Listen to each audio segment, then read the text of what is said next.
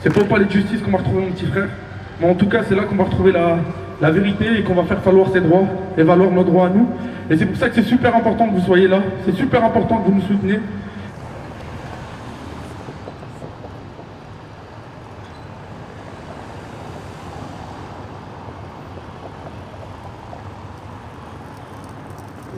De ce qui est ressorti aujourd'hui, c'est que nous, on a pu se défendre avec nos familles. On est revenu sur les différents faits.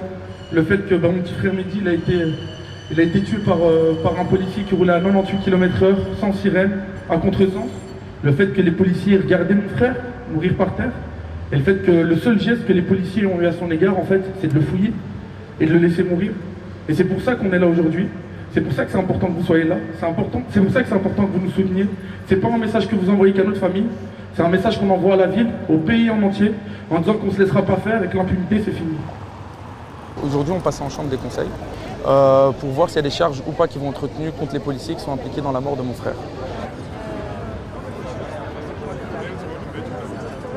C'était important aujourd'hui parce que c'est la première fois qu'on allait être écouté et que depuis le début de la procédure, les gens se demandent, des deux côtés, pourquoi les policiers ne sont pas poursuivis et de l'autre côté, pourquoi vous voulez poursuivre les policiers. Et qu'on a pu enfin s'exprimer par rapport à ça. Quand je dis nous, je parle de nos avocats. Et pourquoi j'ai mobilisé tout le monde ici, c'est que tout le monde se posait des questions, est-ce qu'il y a des charges qui vont être retenues ou pas, et les gens ne sont pas nécessairement au courant des procédures. Eux-mêmes, on va dire, s'approprient le combat de Mehdi parce que c'est un combat qui nous touche, nous, la famille, dans lequel ils nous soutiennent, mais dans lequel eux-mêmes, en tant que citoyens, se posent des questions. Ça a l'air fou, mais l'état dans lequel on était avant et d'avoir tout ce soutien-là, ça change énormément par rapport à nous.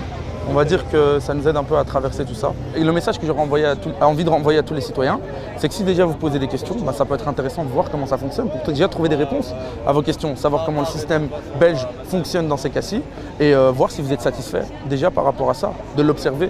Et dans un deuxième temps, parce que ça change la donne, ça montre qu'il y a un intérêt par rapport à ça, ça crée un rapport de force qui n'est pas négligeable.